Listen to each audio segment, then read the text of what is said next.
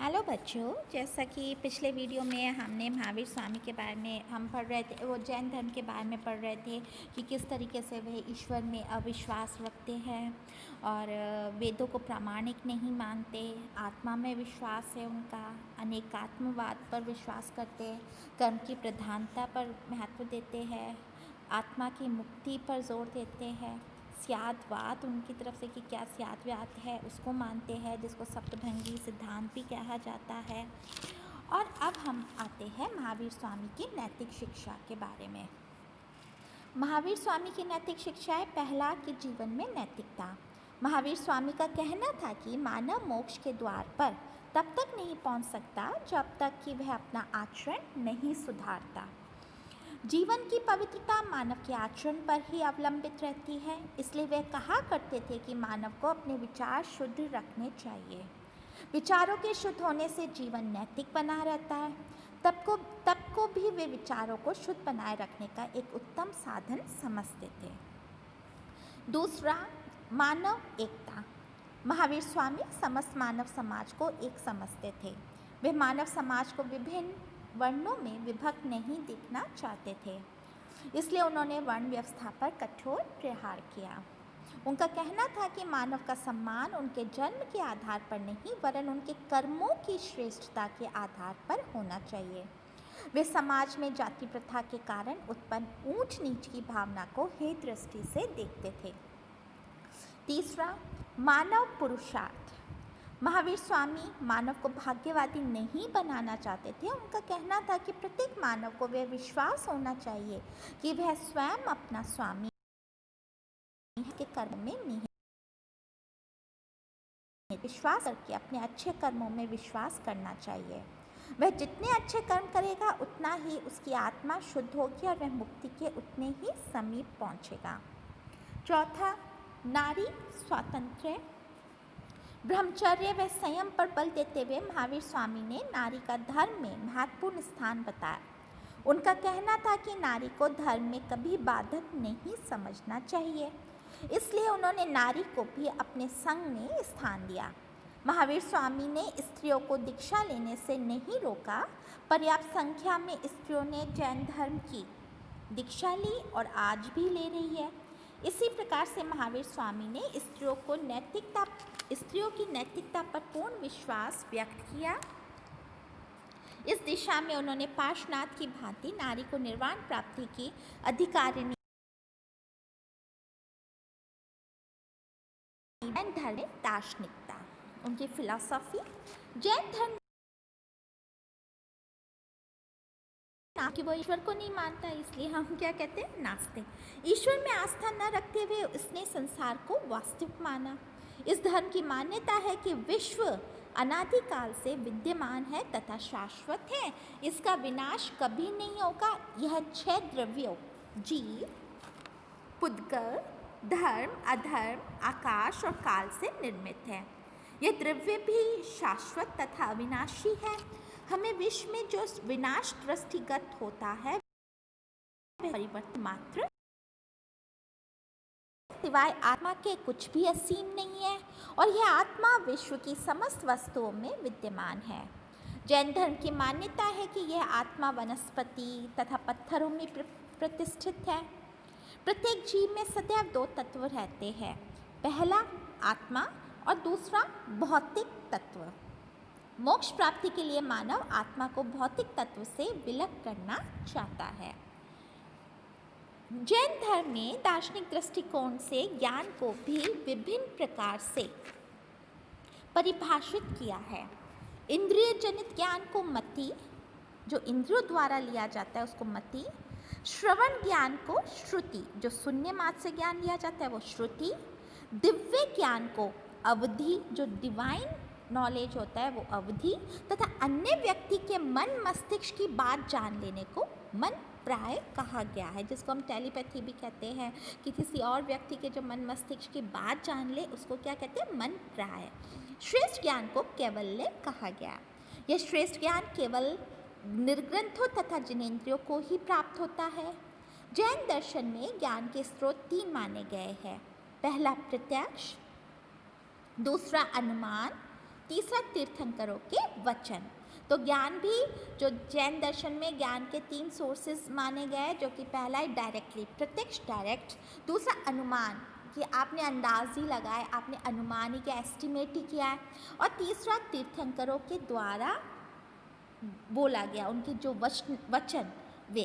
तो ज्ञान संबंधी जैन सिद्धांत अनुपम है और इसी ज्ञान सिद्धांत से स्यादवाद का उदय हुआ। आकाश को जैन धर्म ने वह स्थल बताया जहाँ सृष्टि ठहरी हुई है।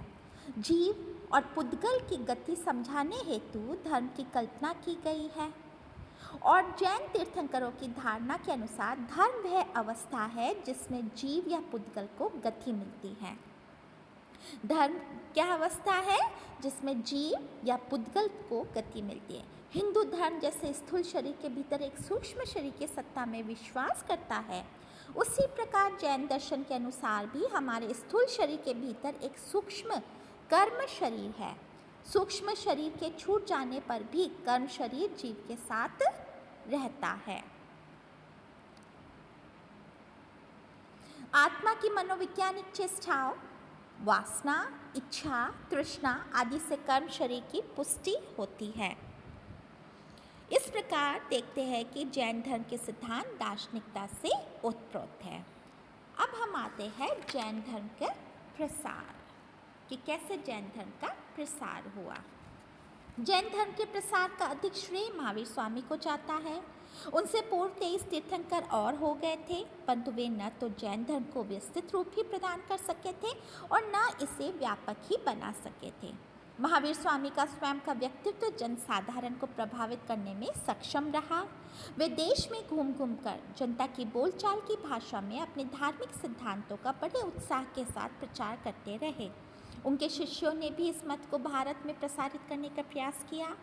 उनमें इंद्रिय भूति, वायुभूति, अग्निभूति, सधमो तथा प्रभास का नाम विशेष उल्लेखनीय है। यह महावीर स्वामी द्वारा नियुक्त 11 गणधरों में से थे। यह शिष्य परंपरा 317 ईसा पूर्व तक प्रचलित रही। इसके उपरांत संघ स्थापित हो गए। संघ में इस धर्म के साधु रहते थे और उनका प्रमुख कार्य धर्म प्रसार करना ही था। भद्रभाऊ ने संघ व्यवस्था के माध्यम से इस धर्म को लोकप्रिय बनाने का प्रयास किया। उन्हें उच्च कोटि का संगठनकर्ता एवं धर्म प्रसारक माना गया है। इसके उपरांत बिंबिसार, अजातशत्रु तथा प्रसन्नजीत शासकों का सहयोग इस धर्म को मिल गया। चंद्रगुप्त मौर्य स्वयं ने इस मत को अंगीकार कर लिया था और उसने भी इस धर्म का प्रसार किया था। चंद्रगुप्त मौर्य भद्रभाव से ही प्रभावित हुआ था। शासकों के सहयोग से जैन धर्म समस्त भारत में अपनी जड़ जमाने लगा। अशोक के पौत्र संप्रति ने भी इसके प्रसार में अपना योगदान दिया। उसने आर्य सुहस्ती से दीक्षा ली थी। आंध्र व तमिल में यह धर्म उसके सतप्रत्नों से ही फैला था। उड़ीसा में खारवेल इसका प्रसारक बना। उसने उदयगिरी पर जैन साधुओं के लिए एक विशाल भवन बनवाया। इन साधुओं का प्रमुख कार्य धर्म प्रचार करना ही था।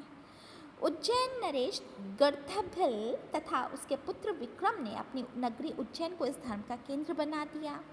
चालुक्य नरेश जयसिंह तथा कुमारपाल द्वारा इसका प्रसार किया गया।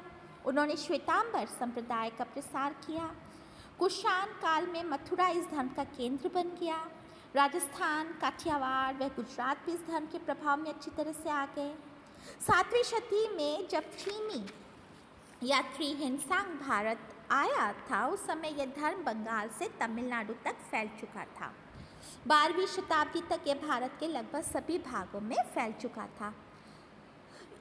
इन विवरण से यह स्पष्ट है कि धर्म के प्रसार में नरेशों का प्रमुख सहयोग रहा। इन नरेशों के अलावा महावीर स्वामी का स्वयं का व्यक्तित्व भी धर्म प्रसार का प्रमुख कारण बना। प्रथम तो वे भी राजवंश के थे, अतः जनसाधारण उनके व्यक्तित्व से भी प्रभावित थी। दूसरे, वे अपने विचार जनसाधारण के समक्ष सरल एवं सुगृह भाषा में प्रस्तुत करते थे। अपने प्रवचनों में वे ब्राह्मणवाद की कटु आलोचना करते थे। याज्ञिक क्रियाकांडों को व्यर्थ तथा खर्चीला बताकर उनकी निंदा करते थे। हिंदू धर्म की वर्ण व्यवस्था व उसकी विकसित जाति व्यवस्था पर आघात करते हुए वे अपने धर्म में समानता पर बल देते थे। इस कारण भी उनके अनुयायियों की संख्या तीव्र गति से बढ़ने लगी थी। जैन धर्म के सिद्धांत वैदिक धर्म से सरल थे। वे व्यर्थ के कर्म कांडों से परे थे, ब्राह्मणों के प्रभाव से मुक्त थे।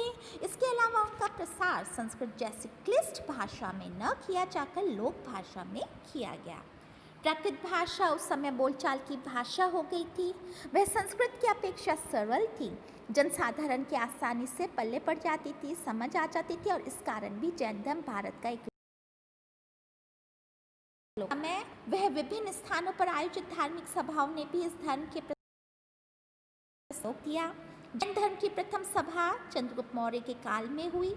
इसे संभूति विजय के शिष्य स्थूलभद्र ने आहूत की थी।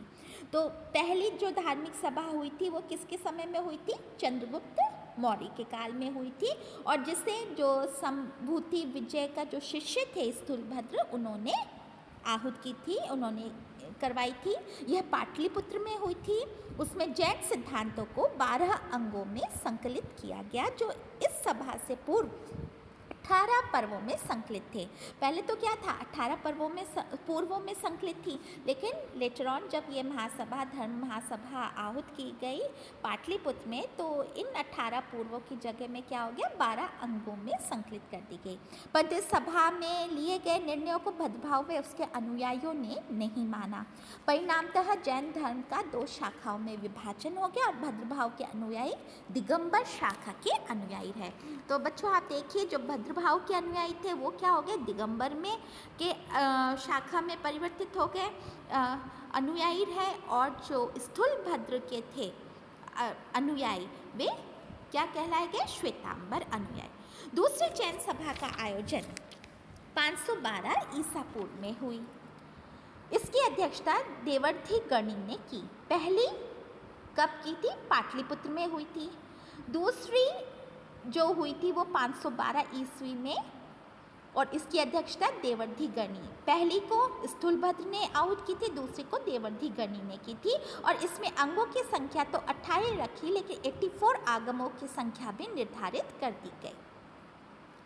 इनके अलावा 12 उपांग भी संकलित किए गए। इन सभाओं के आयोजनों से जैन धर्म लिपिबद्ध हो गया, और इसका प्रचार भी उत्तरी व दक्षिणी भारत में हो गया। तो इसमें बच्चों 84 आगम ऐड कर दिए गए और 12 उपांग।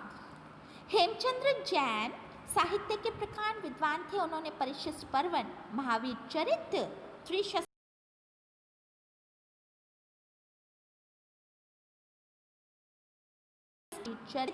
त्रिषष्टि शलाखा पुरुष चरित्र और उनके माध्यम से जैन धर्म को लोक धर्म बनाया।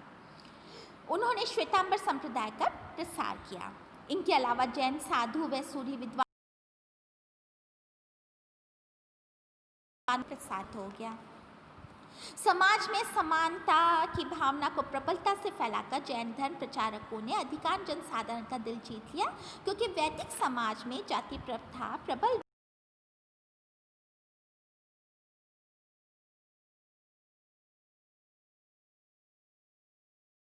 मनुष्य समानता के सिद्धांत पर समाज में आदर पाने की दृष्टि से जैन धर्मावलंबी बन गए।